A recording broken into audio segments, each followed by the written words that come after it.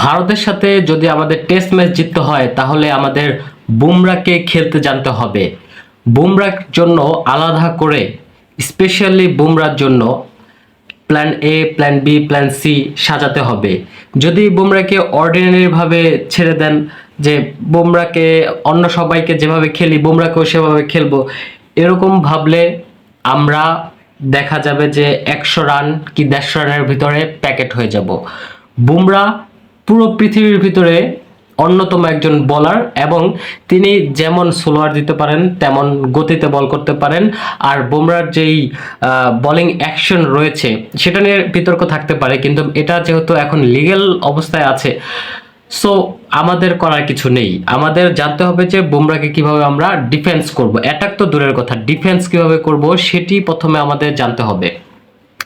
এখন আসেন যে বুমরার তো অনেক বিতর্ক রয়েছে যে বোলিং অ্যাকশন নিয়ে।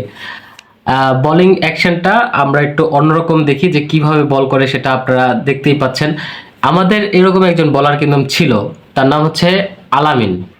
এই আলামিনকে আর তাসকিনকে বিশ্বকাপের সময় কিন্তু তাদের এই বোলিং অ্যাকশন ধরা পড়ছে। ধরা পড়ার পরে বোলিং অ্যাকশন চেঞ্জ করে তাসকিন কোনো রকম বেঁচে গেছে, কিন্তু আলামিন কিন্তু বাদ পড়েছে।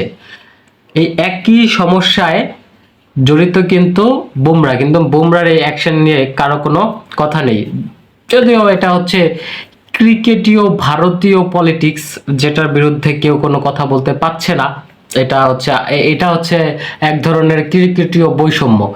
যাই হোক, বুমরা খুব সুন্দর ইয়র্কার দিতে পারেন, যেটার জবাব কোনো ব্যাটসম্যানের কাছে নেই, এবং এটা ডেডলি ইয়র্কার দেয়, ঠিক আছে। এবং বুমরা যেভাবে ইনসুইং আউটসুইং করায় সেটাও একটু এক্সেপশনাল, যেহেতু আপনারা বুঝতে পারছেন যে ডেলিভারি অ্যাকশনটাই হচ্ছে তার হচ্ছে বিতর্কিত। এখন বল তো একটু ভালো হবে।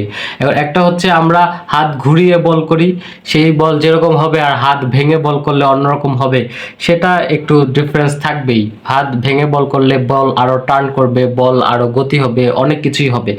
সো এগুলো আমাদের মাথায় না রেখে বুমরাকে কিভাবে আমরা হচ্ছে ডিফেন্ড করব সেটা আমাদের চিন্তা করতে হবে। এই চিন্তা ছাড়া মাঠে যাওয়া যাবে না।